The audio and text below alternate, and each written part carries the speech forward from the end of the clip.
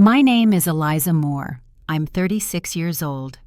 To the world, I'm Lieutenant Commander Eliza Moore of the United States Cyber Command, a specialist in international cyber warfare operations. But today, as I stare at my reflection in the hotel mirror, I'm just Eliza, the forgotten daughter, the embarrassment of the Moore family. This morning, I arrived at the Sapphire Royale Hotel, where my younger sister, Claire, is celebrating the wedding of her dreams. Crystal chandeliers, fountains lined with white roses, and paparazzi buzzing around like bees. She's marrying a hedge fund millionaire, the kind of man our parents always said I should aim for. But I'm not here to chase anyone's dream. I made a promise to my mother on her deathbed that no matter how far away I was, I'd show up for Claire's big day. I just didn't expect to be seated at table 28, near the kitchen, behind the pillar, where they put the help. They didn't know what I've been doing the past 10 years, and they never cared to ask. To them, I'm the dropout who ran away to the Navy, not the officer who led Operation Shield Strike, protected American military infrastructure in 12 nations, and now holds final sign-off power on cyber defense contracts worth billions. To them, I'm still the rebel daughter who doesn't listen. Claire, my sister, shines at the head table in her white gown, glowing under the spotlight beside our father and her new husband. Toasts are made, laughter erupts, glasses clink. And me? I sit in silence while my cousin leans over and whispers, "It's sweet of them to still invite Eliza, even though she's still doing whatever it is she does." They don't know. They don't know I briefed NATO on counter-intrusion protocol 3 months ago. They don't know my signature helped shut down a multinational cyber attack targeting American hospitals. They don't know the man my sister is marrying is trying to bid on a government contract, one that crosses my desk on Monday. And I'm not going to tell them, not yet. A familiar voice startles me. "Commander Moore?" I look up to see Rear Admiral Bennington, an old colleague from command. His eyes widen with respect. "Didn't expect to see you here. It's an honor, ma'am." "Ma'am." The word carries across the room. Heads turn, whispers begin. "Eliza? Commander?" My father locks eyes with me. His smile falters. The same man who once told me, "No man wants a woman in uniform," now realizes the woman in uniform is about to hold his fate in her hands, because in 3 days I'm sitting across from him and my sister's new husband at a federal review board. They'll be presenting their case, and I'll be holding the pen. Not as his daughter, not as her sister, but as the U.S. military's cybersecurity approver, the one person who can say yes or no. Let's see if table 28 still feels like the right seat then. People always think pain begins with betrayal, but sometimes it starts earlier, with silence. Growing up in the Moore household felt like walking through a house of mirrors. Every reflection of me was distorted, blurred, overlooked. Meanwhile, Claire, my younger sister, stood always in the center, the golden child, the one who sparkled just right. Our father, Richard Moore, ran a consulting firm that made millions reshaping bankrupt companies into Wall Street darlings. My mother, Eleanor, was the perfect partner, elegant, poised, and never a hair out of place. Claire was their masterpiece. I was the experiment that didn't work. At every school performance, Claire got roses. I got a ride home. At dinner, Claire got asked how her math test went. I got told to pass the salt. Even when we were little, I remember sitting in the back of the car after ballet practice, Claire in the front seat, jabbering about some ribbon she'd won, while I held my scraped knee in silence. No one ever asked how I'd gotten hurt. They only told me not to bleed on the seats. By middle school, the gap had widened into a chasm. Claire got straight A's. I got told to stop daydreaming. Claire was accepted into every honors program. I got sent to tutoring, not because I was failing, but because you could be doing better, Eliza, if you just cared more. It wasn't that I didn't care. I just didn't fit their mold. Where Claire was graceful and agreeable, I was bold and stubborn. Where she curtsied, I questioned. When my father praised her polished ambition, he sighed at my messy curiosity. When I said I wanted to build things, he said, "That's not what girls do. Pick something practical." The first time I said I wanted to work with computers, my father laughed. "Computers? What kind of job is that for a woman?" "You mean like customer service?" I remember locking myself in the bathroom, 12 years old, tears streaking my face, promising myself one day he'd know what kind of job it really was. But Claire never had to promise anything. She was loved for breathing. She was homecoming queen, dance team captain, Ivy League darling. Her graduation photo still hangs in the family hallway, framed in gold leaf. Mine? I don't know if they even printed it. When I got into Georgia Tech on a STEM scholarship, no one came to the awards banquet.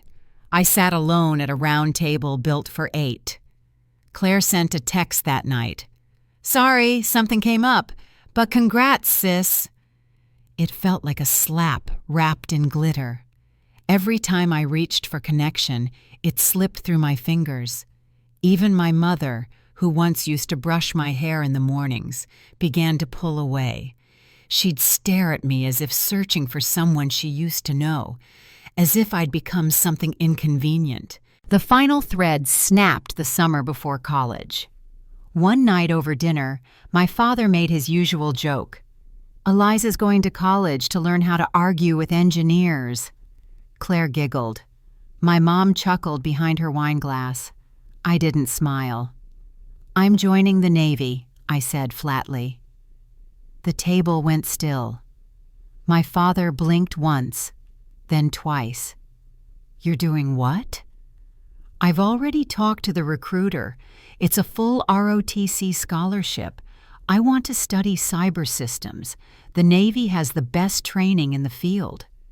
"You want to throw away your future playing soldier?" His voice dropped lower, sharper.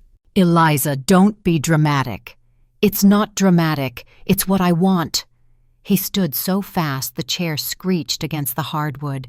"Not under my roof." That night I packed my bags and left. No hugs, no goodbyes. No one tried to stop me. Claire didn't even come out of her room. And just like that, I became the ghost of the Moore family. The sister who walked out, the daughter who went rogue, the woman in uniform no one wanted to claim. But even ghosts can rise, and sometimes the ones they forget come back holding the keys. If Claire was raised in applause, I was raised by firewalls. I still remember my first day at the Naval Cyber Academy. Most girls arrived with duffel bags full of yoga pants and scented lotions. I came with a second-hand laptop, 2 books on cryptography, and a folder labeled "Things They Said I Couldn't Do." Everything about that place screamed challenge, from the drills at dawn to the silence in the coding labs, thick with fluorescent light and caffeine fumes. But I never flinched. I didn't join the Navy to be comfortable. I joined to become someone no one could ignore. I trained like my life depended on it, because in many ways, it did. I didn't have a safety net or a family waiting with balloons during visitation weekends. My bunkmates got care packages. I got system updates. And when someone asked what my parents thought about my service, I lied and said they were proud. It was easier than saying the truth, that I hadn't heard from my father in 2 years. that Claire had once replied to my holiday email with a thumbs up emoji and nothing else. I buried the ache in binary. The harder I worked, the more the pain numbed. My superiors noticed.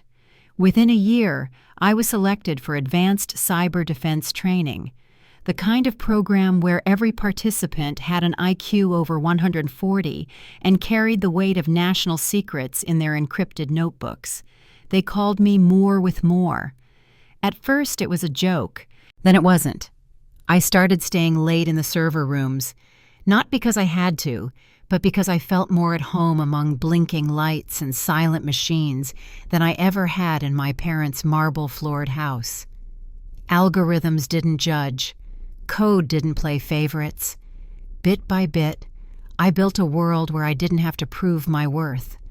I just had to write it line by line. At 26, I led my first joint task force, Operation Black Lattice, after intercepting malware targeting defense satellites.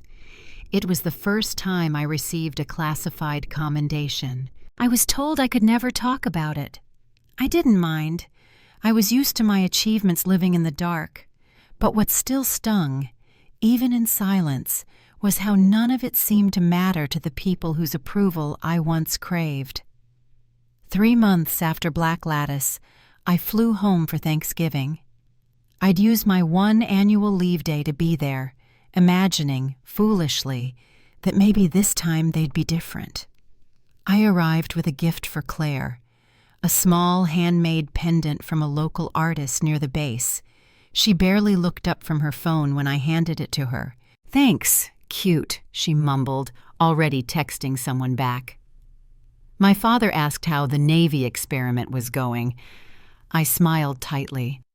I'm now the youngest cyber operations officer in my unit. We just completed an international counterattack against a ghost protocol breach in Bahrain. He blinked. So you're still doing computers? Yes, Dad, still doing computers.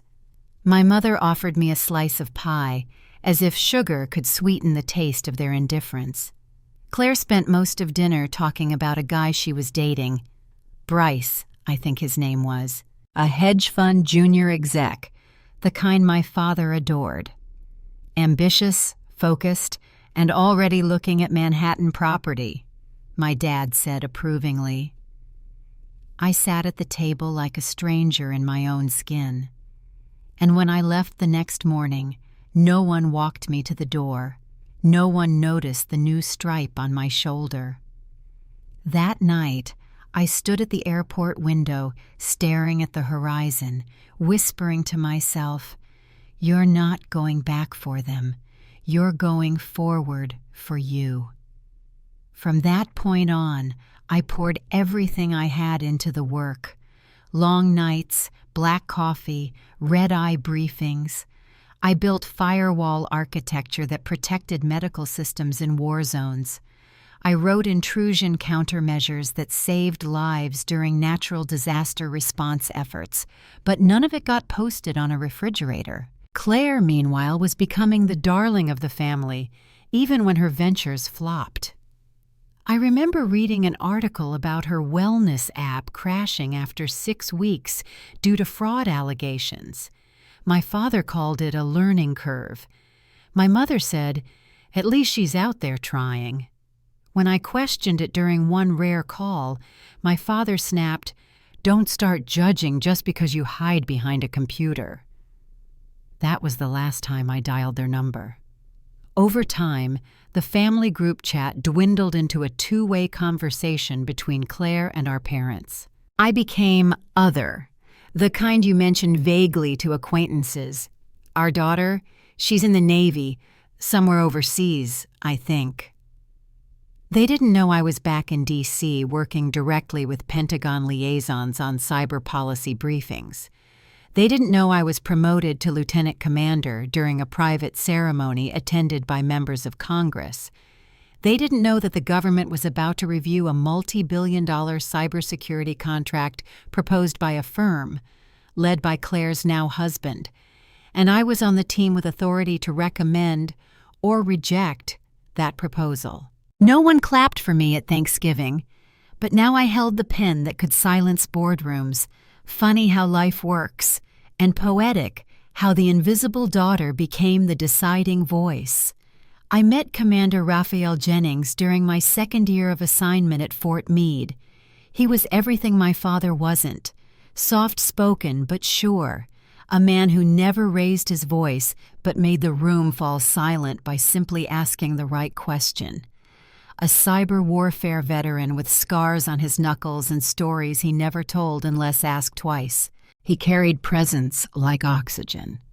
And he saw me, not as a girl in uniform, not as the one with potential, but as a strategist, a leader, a mind worth listening to.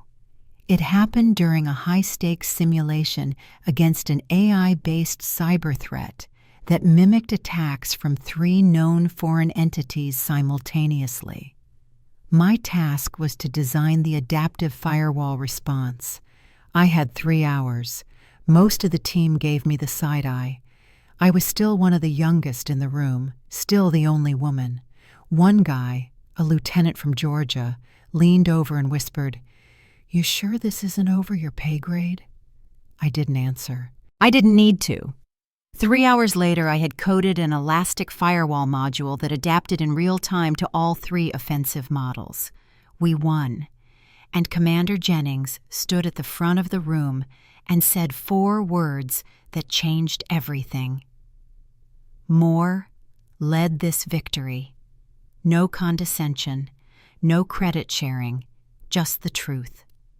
After the session, he walked over to me, handed me a folded paper, a handwritten commendation.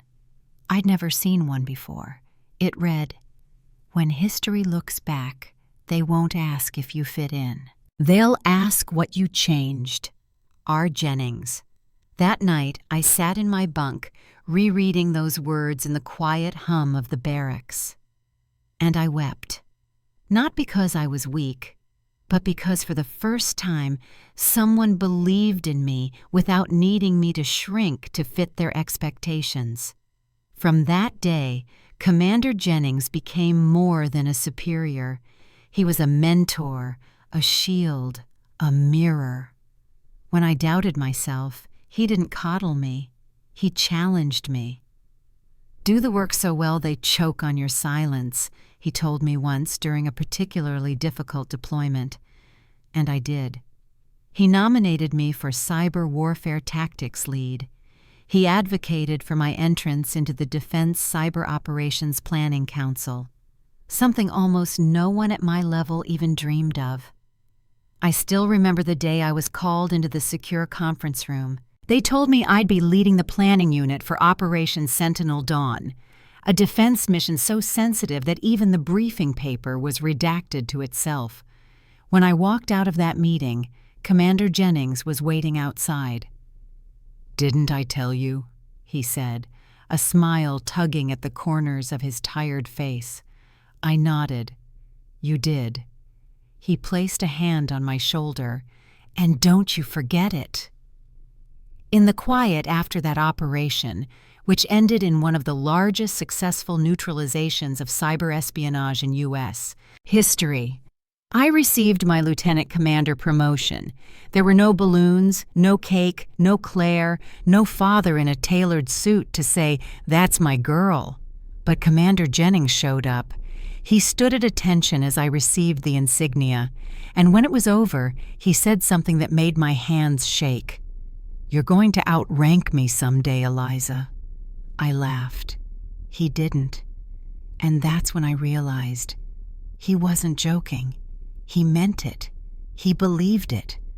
I folded that moment into my spine like steel, because it wasn't just about proving my family wrong anymore. It was about proving the right people right. It was about becoming someone that girls like me, the ones who were overlooked, underestimated, and constantly asked to be less, could look at and say, "She did it, so can I." Jennings retired 2 years later. At his farewell, he pulled me aside. They're going to ask you to take on more, he warned. Don't be afraid of the weight. You were born with a back made for it.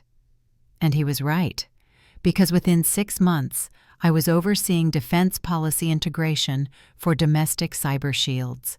And another 6 months after that, I received the confidential project file for a new multi-agency initiative. It was called Project Aegis. And one of the bidding private contractors on the cybersecurity build-out, Moore and Hanover Technologies, Claire's husband's firm. The name made my chest clench, but not from fear, from irony. The golden child had married into a company trying to break into the very system I now helped protect, and I held the power to deny them entry. I sat at my desk in the silent war room of the Pentagon, staring at the proposal folder, neatly stapled, well formatted, completely unprepared for who I was. I closed the file slowly, pressing my fingers against its spine. Commander Jennings once told me, sometimes the battlefield looks like a boardroom. Fight just as hard. And I would, but not with weapons, with my silence, with my presence, with the truth I carried on my shoulders, not as a woman needing permission, but as a leader who had earned her place. The deeper I read into the Moore and Hanover proposal, the clearer it became. They were in over their heads. Their tech specs were outdated.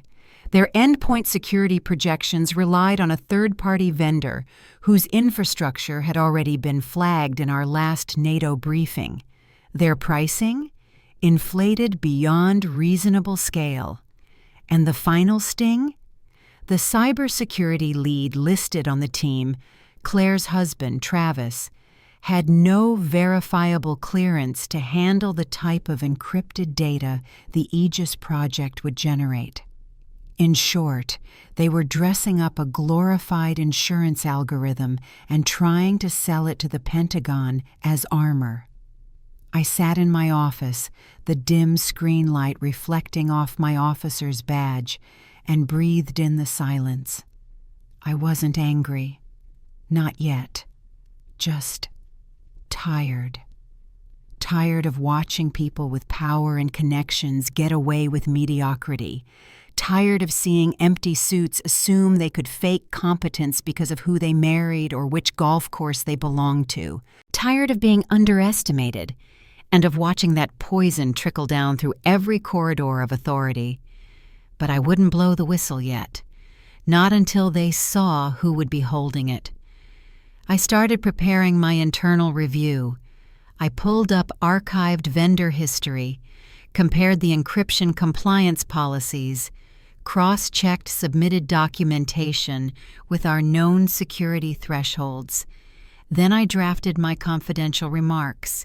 No emotion, no personal notes, just facts sharp enough to draw blood.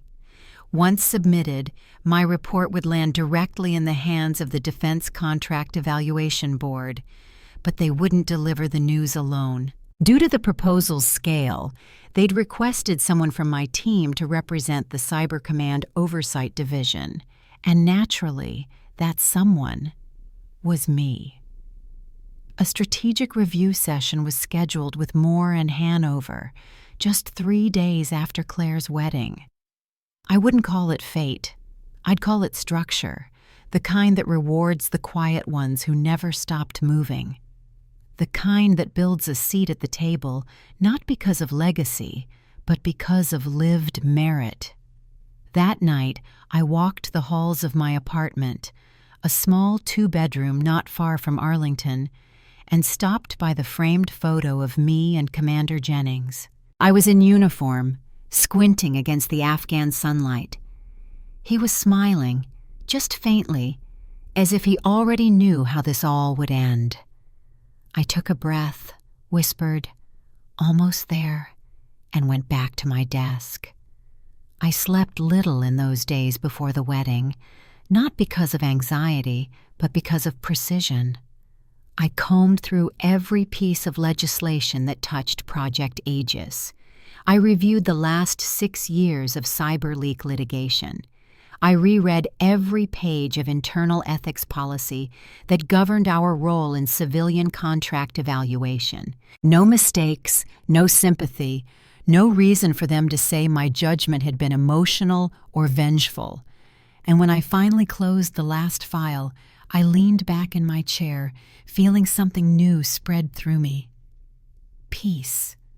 Not the soft, tranquil kind, but the heavy, grounded kind, like steel settling into the earth, the kind that said, "You've done the work, let them come."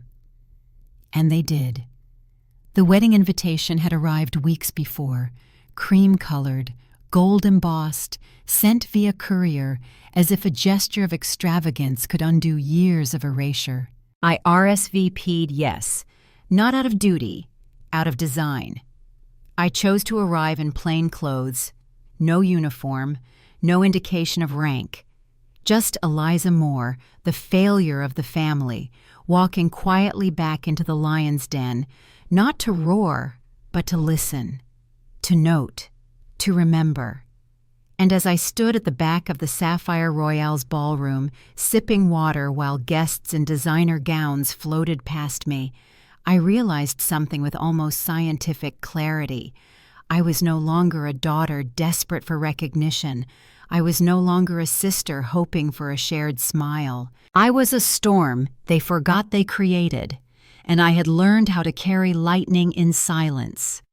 Later, when Rear Admiral Bennington approached me and called me commander, and the heads turned and my father's face froze mid-toast, I didn't feel smug. I felt still, like the sea right before a surge.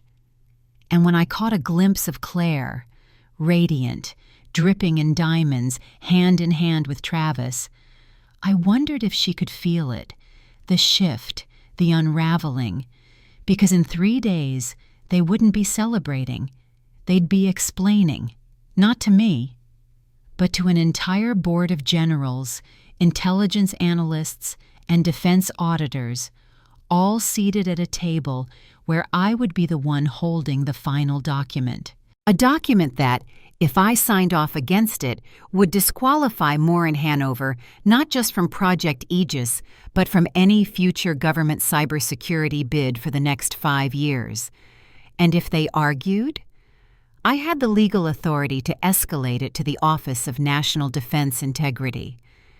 That's the thing about being invisible for so long. People forget to check if you've become a weapon, and I had. But the thing I was about to dismantle wasn't just a contract. It was the illusion that power belongs to the ones who speak loudest. It doesn't. It belongs to those who survive in silence long enough to write the ending, and I was about to. The morning after the wedding, I woke to the sound of birdsong and the soft hum of early traffic weaving through the D.C. suburbs. I was still staying in the guest room of my parents' house, a place that hadn't changed in 10 years. The curtains still cream, the bedding still floral, the frame on the nightstand still holding Claire's prom photo, though mine had never been there. I sat up slowly, took a breath, and began my morning ritual like I had every day since deployment. Wash face, check pulse, stretch, suit up. Not in uniform, but in resilience. Downstairs, the scent of coffee mingled with the rustle of newspapers. My father was already at the table reading the Wall Street Journal like it was scripture. Claire and Travis were expected later that afternoon for brunch.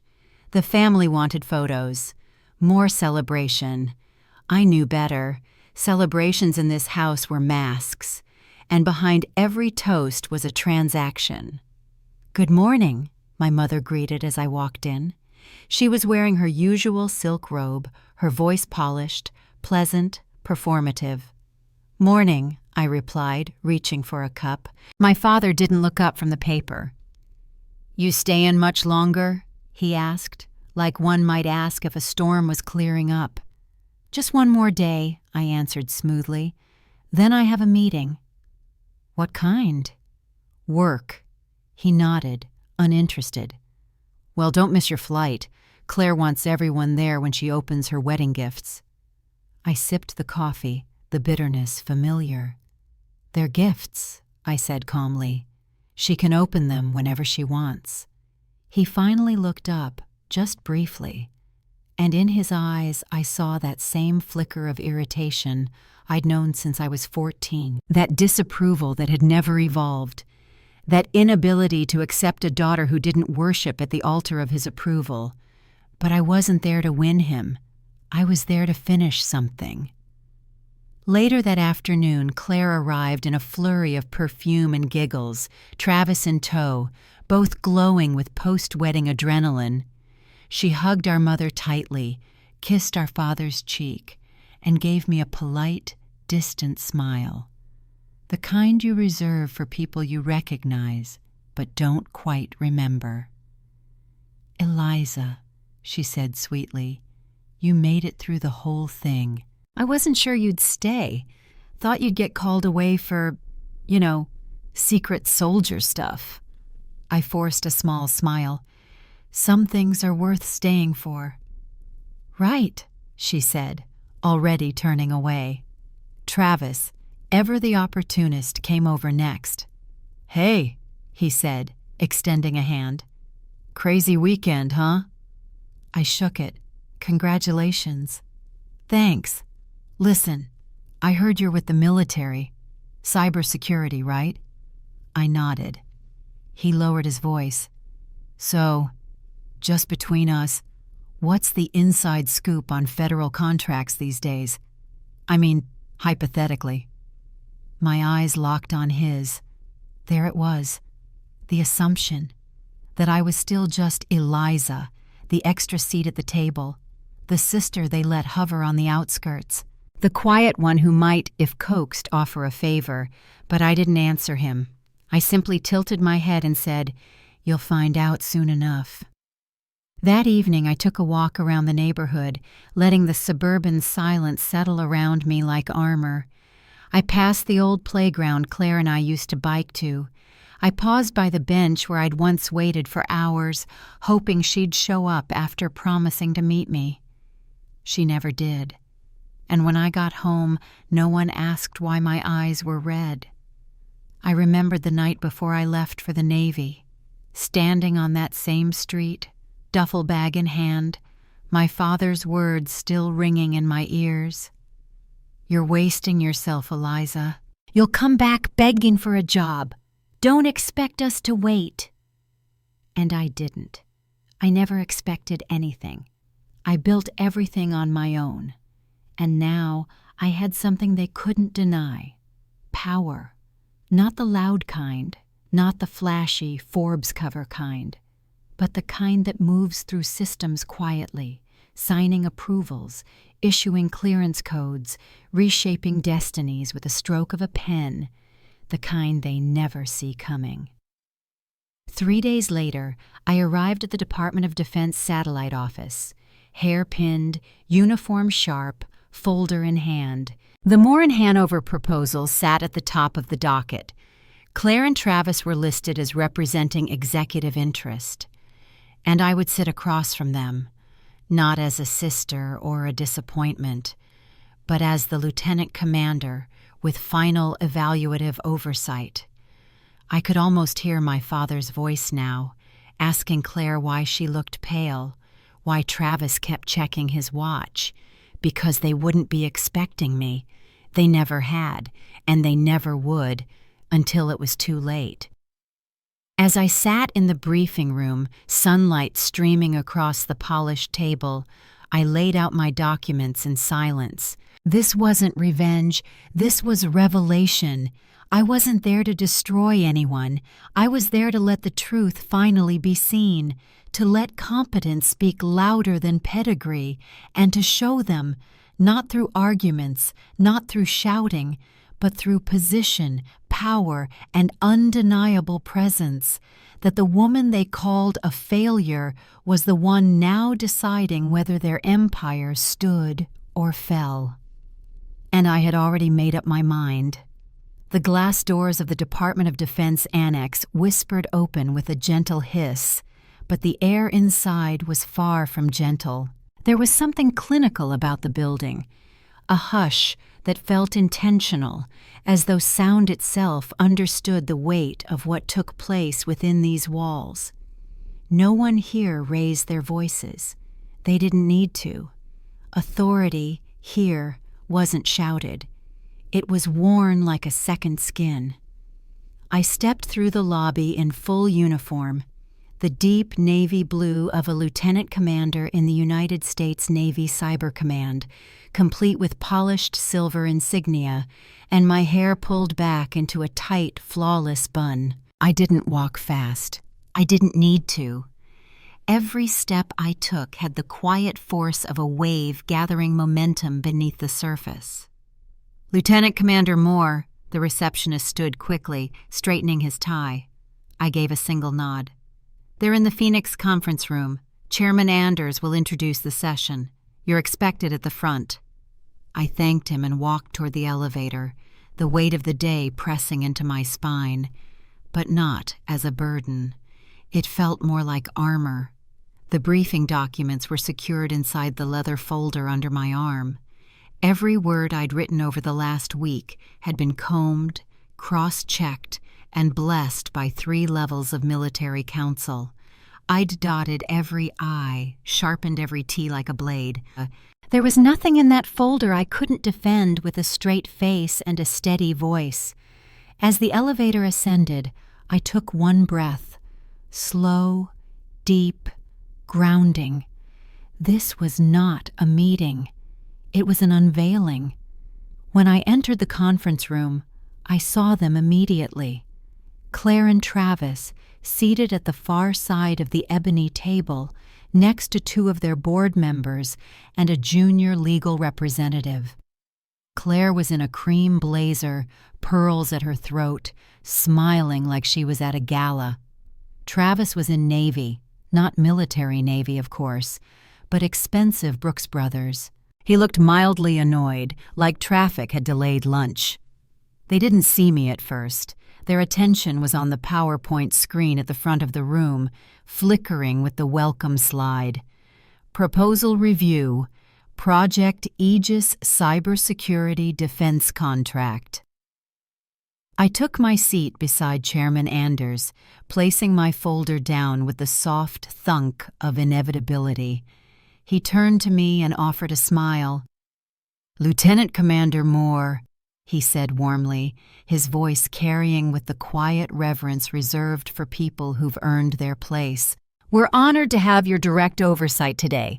As you know, this project represents a significant pivot in our national defense cyber posture." I nodded. "Thank you, Chairman. I've completed the full evaluation and prepared my remarks." He leaned closer. "No need to rush. Let them speak first." I understood. Let them walk into the spotlight. Let them dig their own grave. At precisely 10:02 a.m., the room was sealed.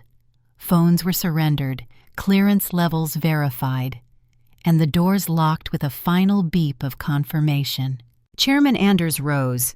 "We now begin the official review of Moore and Hanover Technologies' cybersecurity infrastructure proposal in relation to Project Aegis. Presenting on behalf of M&H are Mrs. Claire Hanover and Mr. Travis Hanover, joined by their team." Travis stood first. "Thank you, Chairman," he said, voice oiled and confident. "We're honored for the opportunity. Moore and Hanover has built a reputation in the private sector for cutting-edge encryption models, and with this project, we believe we're ready to scale our expertise to the federal level." He clicked a remote, and a sleek graph appeared on screen, curves and acronyms dancing across the display. As he spoke, Claire chimed in with a polished overview, reciting buzzwords she barely understood. Zero Trust Architecture, Proprietary Machine Learning Anomaly Detection, Decentralized Integrity Chains. It was theater, expensive theater. They were selling sparkle, not substance. And when Travis said, "We believe our solution is not only secure, but adaptive to evolving threats, thanks to our exclusive middleware technology," I heard the lie as clearly as if it had been underlined in red. That middleware had failed its last 2 commercial benchmarks. I'd included that fact on page 6 of my report. Still, I waited. Let them dazzle. Let them believe. When they finished, a hush fell. Chairman Anders looked to me, and I stood, every movement slow, deliberate, the way I'd been trained. I didn't look at Claire. I didn't look at Travis. I looked straight ahead. "Thank you for your presentation," I said, my voice crisp and steady. "As the oversight lead from Naval Cyber Command, I have reviewed the Moore and Hanover proposal in full." I paused, opened the folder, and let my fingers rest on the first page. What I found was concerning. Claire blinked. Travis sat up straighter. I continued, never raising my voice. "The proposed infrastructure lacks basic compliance with 3 key federal encryption standards. The middleware cited as proprietary was previously flagged in the February 18th federal vendor audit as unstable.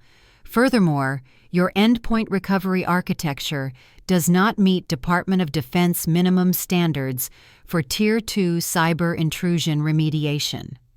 I flipped to the next page. Additionally, the listed cybersecurity lead on the project, Mr. Travis Hanover, does not possess the required security clearance to handle government-classified data. The silence cracked. Travis opened his mouth, but no sound came. Claire's hand, I noticed, tightened around her pen, and then I added, "Finally, based on documented financial inconsistencies in your cost projections, I have recommended that Moore and Hanover Technologies be suspended from any federal cybersecurity consideration for the next 36 months, pending internal audit." Chairman Anders gave a slight nod, confirming the authority of my words, and only then did I look at them. First Travis, then Claire. Their faces had lost all color, because in that moment they realized the embarrassment of the family.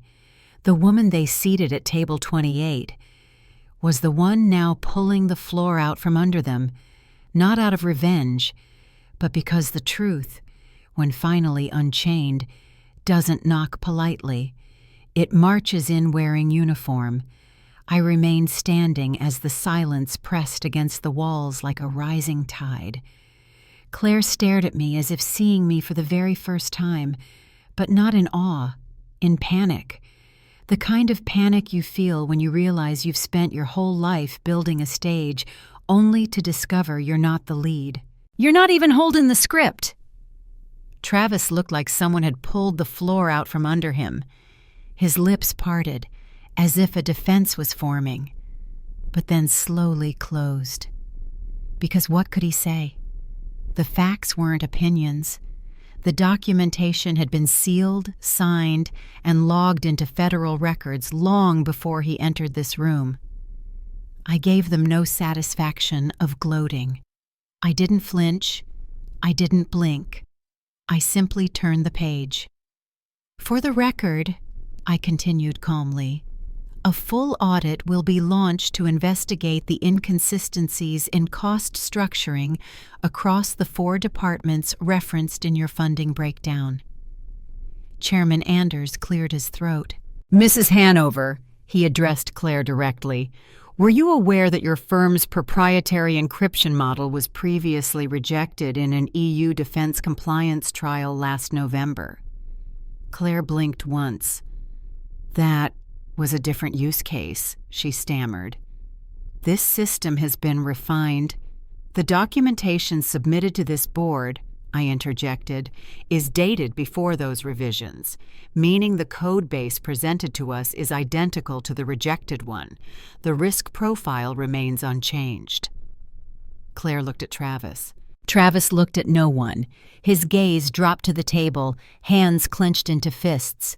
A junior legal rep from their side shuffled nervously, clearly trying to disappear into his blazer. The two board members behind them exchanged a long, silent glance, the kind of glance that said, "We've backed the wrong horse." Chairman Anders leaned back in his chair, folding his hands. "Well," he said softly, "I suppose the irony here speaks for itself." Claire flinched. I didn't. But inside, something shifted. Not satisfaction, but clarity. This wasn't just about a contract. It wasn't even about the past anymore. This was the moment the truth was allowed to take up space. And I watched as it unraveled them, thread by golden thread. One of the board members, an older man with silver-rimmed glasses, finally broke the silence. "Lieutenant Commander Moore," he said, voice measured, "we were unaware of your involvement in this review." I turned to him. "That's by design. Operational security protocol requires non-disclosure until evaluation is complete." He nodded slowly. "Of course, I just meant, you're not what we expected." I didn't smile. "That tends to work in my favor." Travis finally looked up, eyes bloodshot. "You're doing this to us because of the wedding, aren't you?" The words fell out bitter, desperate, a last gasp. I tilted my head. "No," I said. "I'm doing this because your proposal is weak, your architecture is vulnerable, and you tried to slip past federal compliance using buzzwords and brand power. You failed, not because of me, but because of yourselves." Claire leaned forward now, jaw tight. "Eliza, we're your family." There it was, the invocation of blood, the last card they had. I met her gaze, unflinching. "You stopped being my family the moment you started treating my silence as insignificance." Her mouth opened again, but nothing came. I turned to Chairman Anders. "I recommend immediate disqualification, along with a referral to the Defense Compliance Office for follow-up investigation. My report contains full documentation." He nodded. "So noted." He tapped the table lightly. "This meeting is now concluded. The room is cleared." Security opened the doors without a word. I gathered my folder and turned to leave. Claire called my name once, soft, unsure. "Eliza." I paused, just for a heartbeat, and glanced over my shoulder. She looked smaller than I'd ever seen her.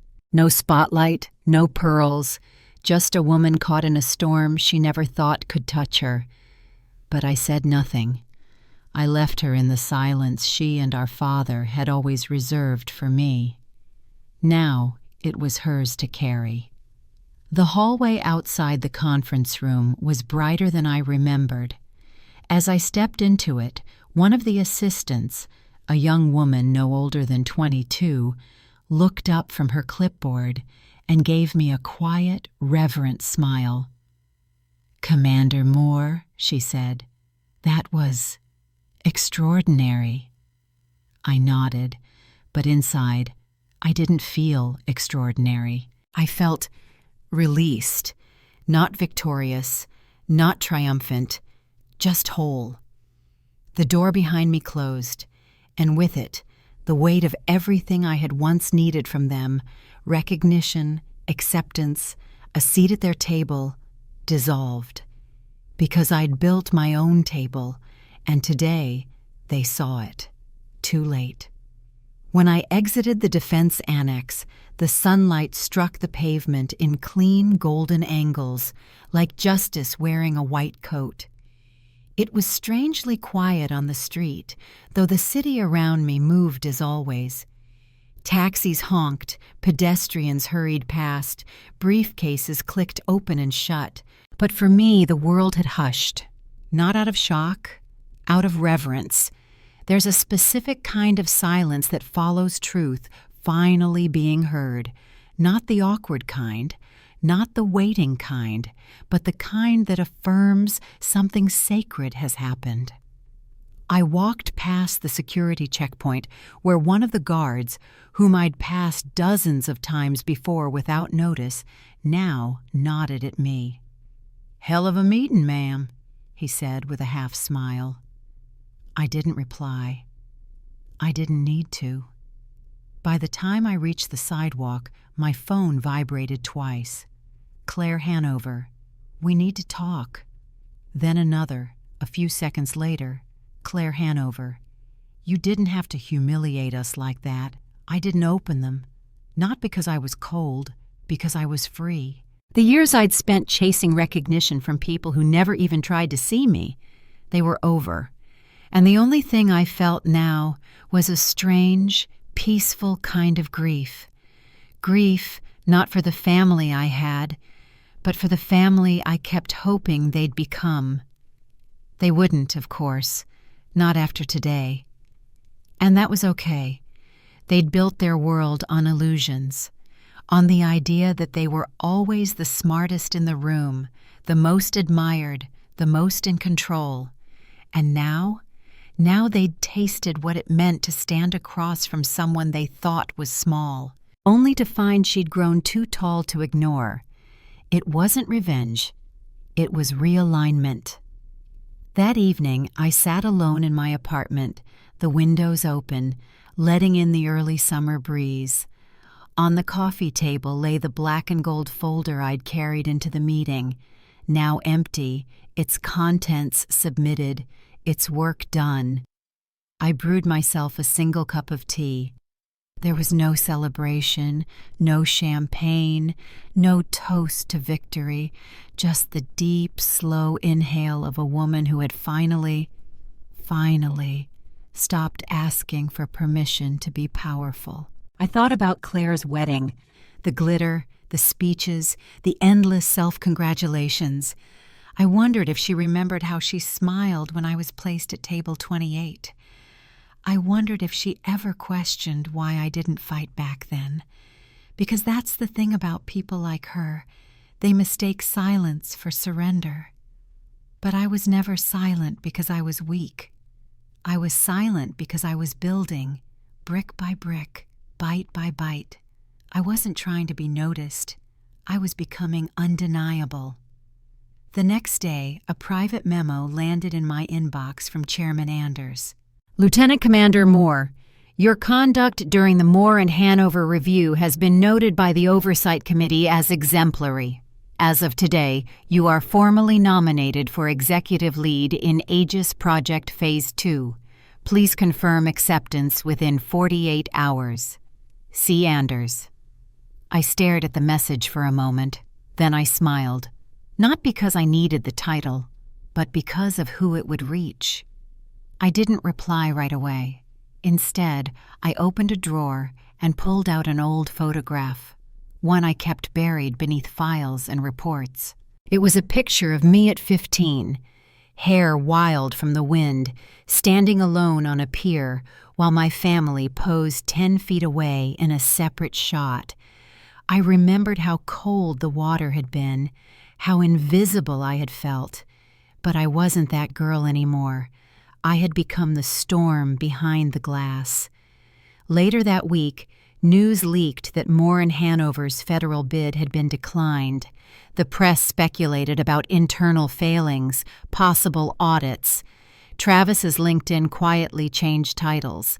Claire removed her public figure tag on Instagram. My father? He didn't call. Of course not. But someone else did. A number I hadn't seen in years blinked onto my screen. Mom. I let it ring 3 times before answering. "Eliza?" she said, her voice smaller than I remembered. "Yes." I just saw the news. I waited. Silence. Then carefully she added, "Did you have something to do with it?" I didn't lie. "Yes, I did." A pause, a breath. "You didn't have to go so far," she whispered. "You embarrassed them." "No, Mom," I replied. "They embarrassed themselves. I just stopped protecting them from it." She didn't answer after that. We sat in silence, the kind that stretches a lifetime. And then I ended the call. Not out of anger, out of mercy. That night, I turned off my phone, stepped out onto my apartment balcony, and let the wind wrap around me like armor. Somewhere in the city, Claire was probably telling herself a new story, one where she was blindsided, betrayed. But the truth?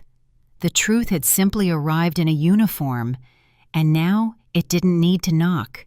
It had keys. The fallout didn't happen in one loud moment. It unfolded in quiet fragments, soft headlines, fading phone calls, and unreturned emails. 2 days after the review, the Office of Federal Procurement posted a formal notice on its portal. The proposal submitted by Moore and Hanover Technologies has been rejected for failing to meet compliance thresholds under Federal Cybersecurity Standard FCS 72. A follow-up investigation is underway. There was no mention of me, no need for my name to be there. The work had spoken, but inside the walls of the Moore household, the silence began to rot. My mother called again that evening, this time not with blame, but with disbelief. Her voice was trembling as she spoke. I can't believe how harsh they were. They're talking about freezing company assets. Travis hasn't come out of the office in 2 days. And Claire won't stop crying. I didn't respond right away. She continued, "I know we haven't always seen eye to eye, but couldn't you have protected them?" I asked softly. She stopped. "Mom," I said gently, "they weren't attacked.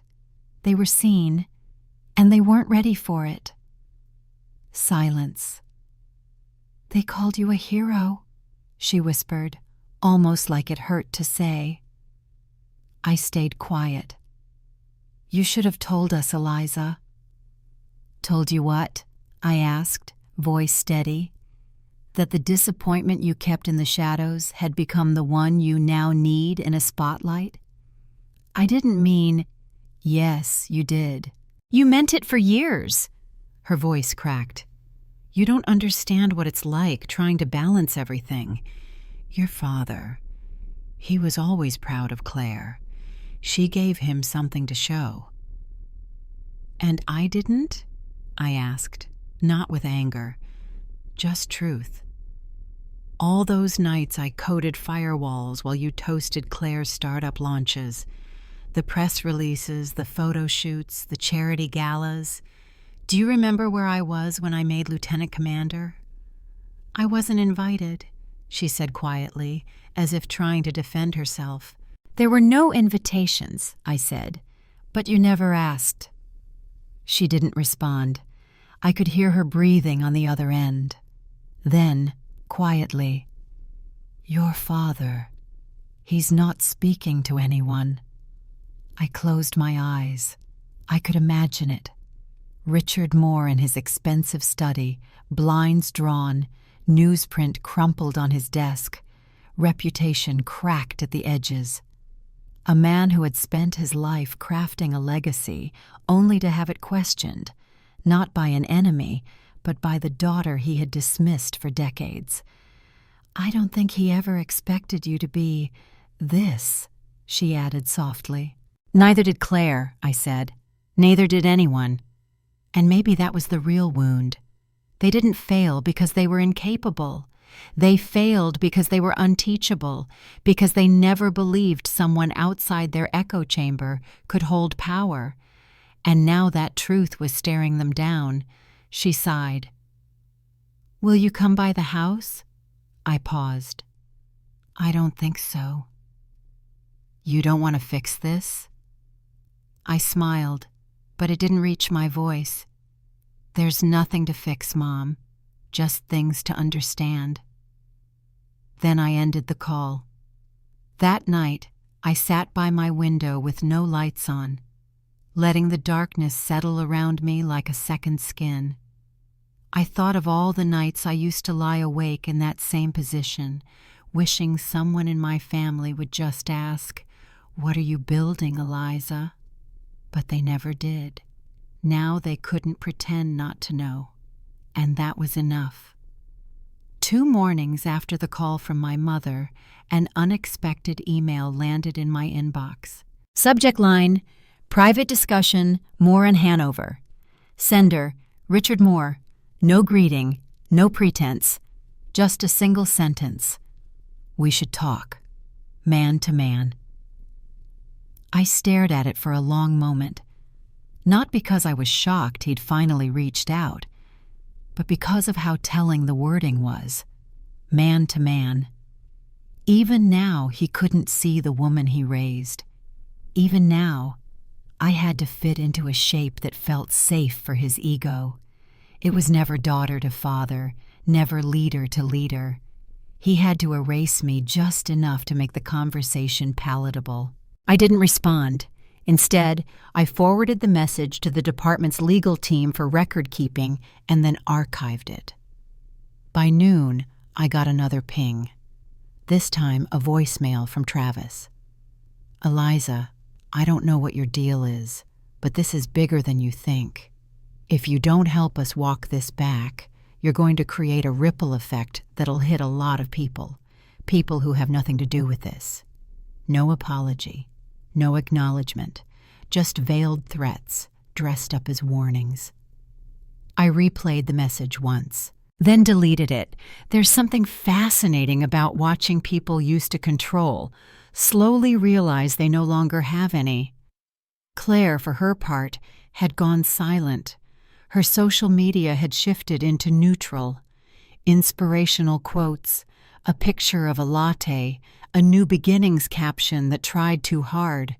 She was retreating, recalibrating, trying to write herself into a softer version of the story where she wasn't the villain, just the misled accomplice. I knew that dance too well. I'd seen it my whole life. It always began with denial. Then came the scramble. 3 days after the hearing, Moore and Hanover released a carefully worded public statement. Due to unforeseen technical misalignments, Moore and Hanover Technologies is withdrawing from consideration for the Aegis project to pursue realignment with future strategic visions. I almost laughed, not because it was funny, but because it was predictable. They wouldn't own their failure, only rebrand it. I forwarded the press release to my mentor, Commander Jennings, with a short note. "Guess who's pivoting now?" He replied 5 minutes later. "You just taught them the most expensive lesson of their lives. Still proud of you, Moore." Still. That word stayed with me, because while my family reeled in their quiet collapse, I found myself standing still in a way I hadn't before, not floating, not grasping, not shrinking to fit their smallness. I wasn't chasing anymore. I was rooted. Later that week, I passed a local cafe on my way to a security debrief and saw my father through the window. He was seated alone, a black coffee in hand, no newspaper, no phone, just stillness. He looked small, not physically, existentially, like someone whose entire compass had been shattered.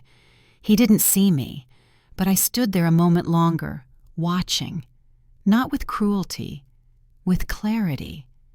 This man, who once told me that no man will ever respect a woman who chooses war over family, who rolled his eyes at every award I quietly earned, now sat in the wake of my silence, unsure how to rebuild a world he no longer ruled.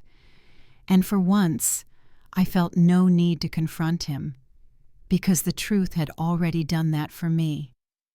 As I turned to leave, my reflection passed over the glass. I didn't see a soldier, I didn't see a disappointment. I saw a woman who had stopped asking to be chosen and instead chose herself. And that, I realized, is where the real aftermath begins. Not in the fall of others, but in the rise of your own peace.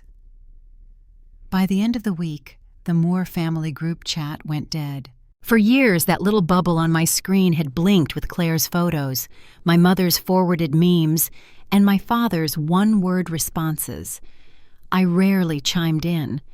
When I did, my words usually sat there, unanswered, unread, unwelcomed. Now, silence, no messages, no updates, no dancing around each other with thinly veiled pleasantries, just absence. And in that absence, I could feel the crumbling begin, not explosive, but slow, like a once proud house finally giving in to rot. Travis was placed on temporary leave from Moore & Hanover's executive team, pending the outcome of the federal investigation. Claire's carefully curated public image started to blur. A few tech bloggers speculated about her role in the failed bid. One article, blunt and unsparing, titled itself, "From Heiress to Liability?" The comment section was brutal. I didn't engage, I didn't repost, I didn't even click like when a few old classmates tagged me with things like, "Look who ended up on top." I wasn't here to celebrate their collapse, because the truth is, when you've spent your whole life being made to feel invisible, the most powerful thing you can do is walk away without looking back. No spectacle, no gloating, just peace. And I was beginning to feel it in the deepest parts of myself. My mother tried once more to call, this time leaving a voicemail that trembled on the edge of tears. "I know things are broken, Eliza. I know we weren't what you needed, but you've made your point.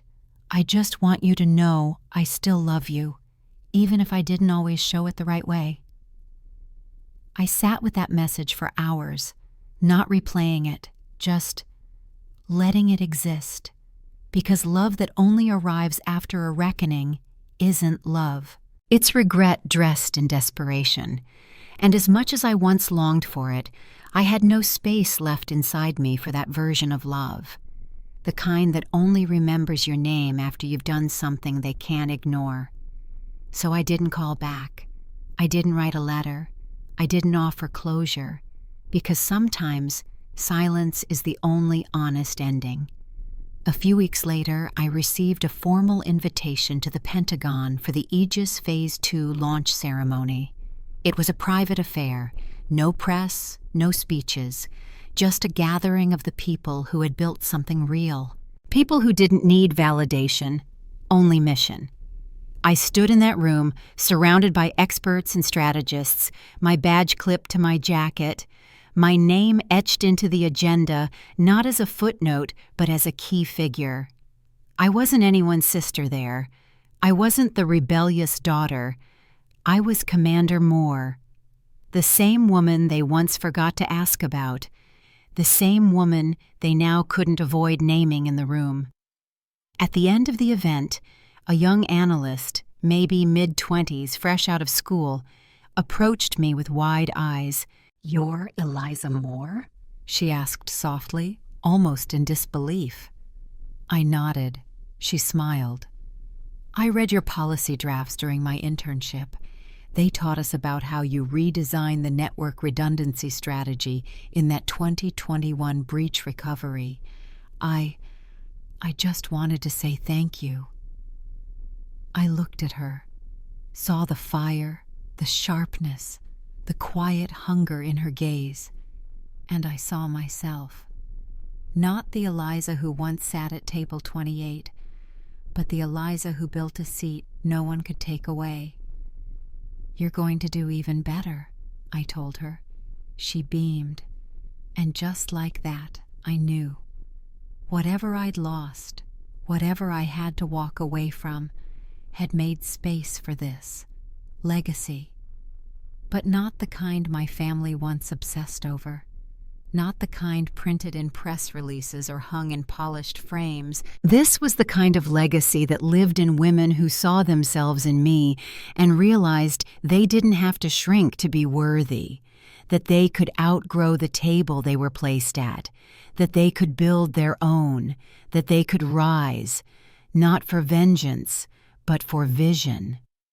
I left the Pentagon that night alone, no flashbulbs, no headlines, just the city beneath my feet, the stars above, and the quiet voice inside me saying, "You don't need to be invited anymore. You belong." It was a quiet Sunday when the envelope arrived. No email this time, no text, no call. Just a cream-colored envelope slid beneath my apartment door, tucked in neatly like a final offering. The handwriting on the front was unmistakable. Claire. I stared at it for a while, still in my socks, coffee mug in hand, the morning light cutting a sharp line across my living room floor. I hadn't heard from her since the meeting, since the collapse, since the silence. I sat down slowly and opened the envelope. Inside was a single sheet of thick paper, ivory, expensive, folded in thirds. Her handwriting was still as elegant as ever, each loop deliberate, like a person trying too hard to control the narrative even on the page. "Eliza, I don't know where to begin, so I'll start with the truth.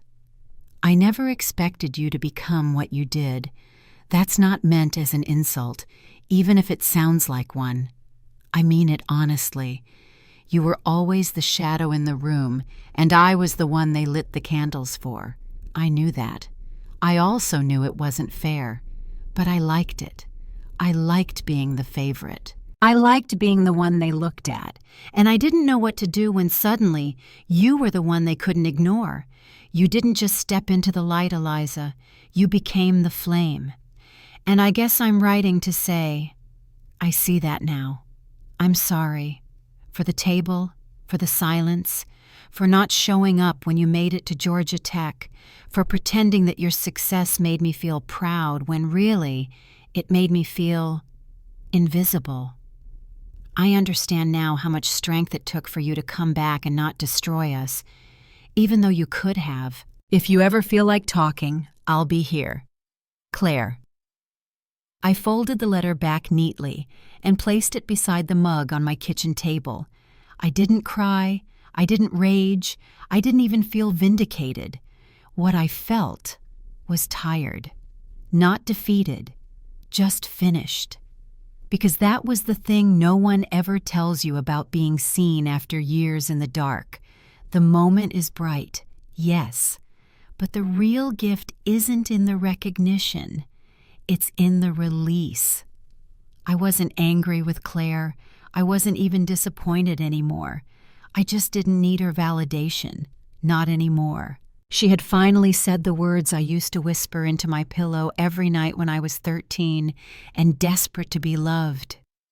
I see you.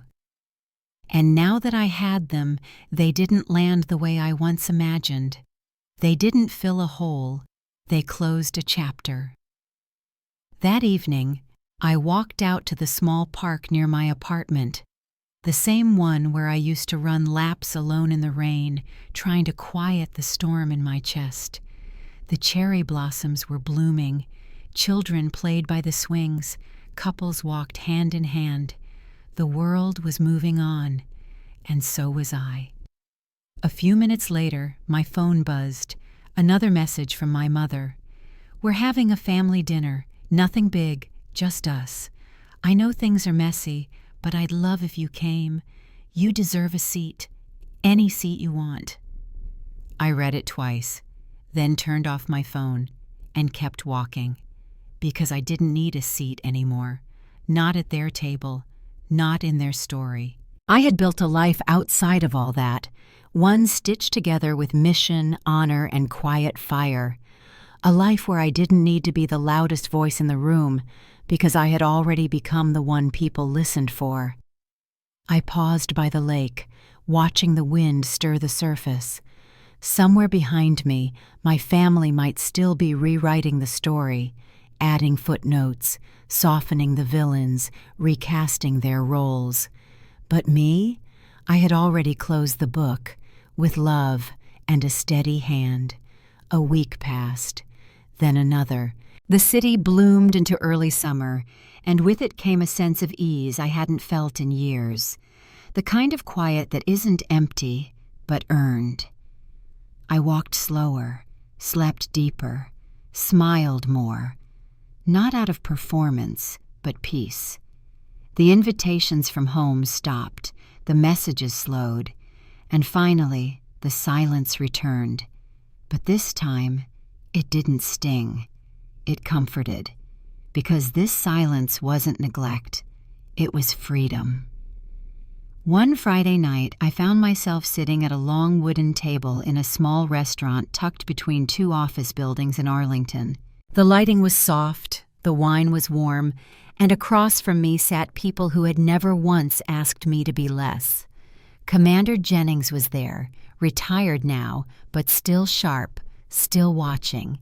Beside him was May, one of my closest friends from our Bahrain deployment, now running a private cybersecurity firm. On the other side was my colleague Aidan, the analyst who once covered for me during a 16-hour rotation so I could catch 2 hours of sleep before testifying before Congress. These were not family by blood, but they were family by something stronger: choice. We laughed over old code bugs, argued over encryption algorithms like philosophers over wine, and remembered the nights we sat in bunkers with half-charged laptops and only one bar of signal between us and a full-scale breach. These people had seen me break, they had seen me rise, and they never once asked me to earn my seat. After dessert, May raised her glass and said, "To the woman who built her life like a firewall, strong, tested, and impossible to breach." Everyone clinked. I didn't say anything. I just let the moment hold me, because that was enough. I didn't need applause. I didn't need Facebook posts or holiday bragging rights. I didn't even need the world to know what I'd walked through. I just needed this, a place where I was wanted without performing, a place where strength wasn't threatened, a place where silence was understood. Later that night, walking home under the city's soft orange streetlights, I thought back to that little girl on the bathroom floor, 12 years old, clutching scraped knees, while her family laughed at dinner without noticing she was gone. I wanted to tell her something. I wanted to whisper through time, "You made it. They didn't see you then, but you saw yourself, and you never stopped. You didn't just become someone. You became something they never imagined, whole." When I reached my apartment, I paused at the door, looking out at the skyline. Claire would keep trying to rewrite her version of the story. My parents would go back to hosting dinners and smiling in photographs with too much red wine in hand. They might one day say things like, "Our daughter works in Washington with forced pride and softened edges," and that's fine.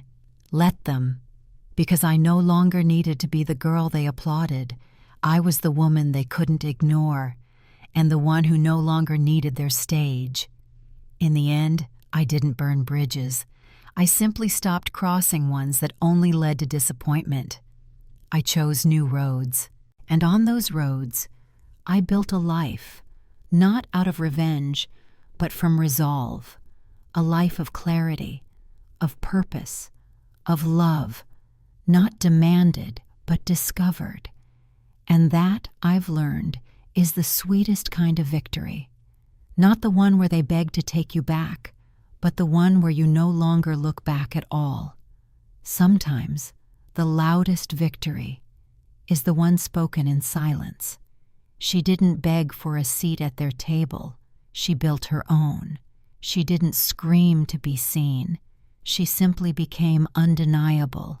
And when they finally looked up, it was already too late. because she had outgrown the place they tried to keep her in. This isn't just her story. It's for anyone who's ever been overlooked, underestimated, or told they'd never become anything. You don't need to prove your worth to those who refuse to see it. Just keep building.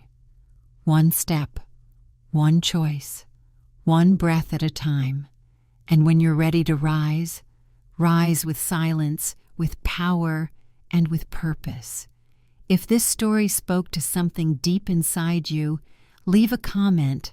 Share it with someone who needs to remember what they're capable of. And don't forget to like and subscribe, because somewhere out there, someone else is sitting at table 28, and they need to know they're not alone anymore.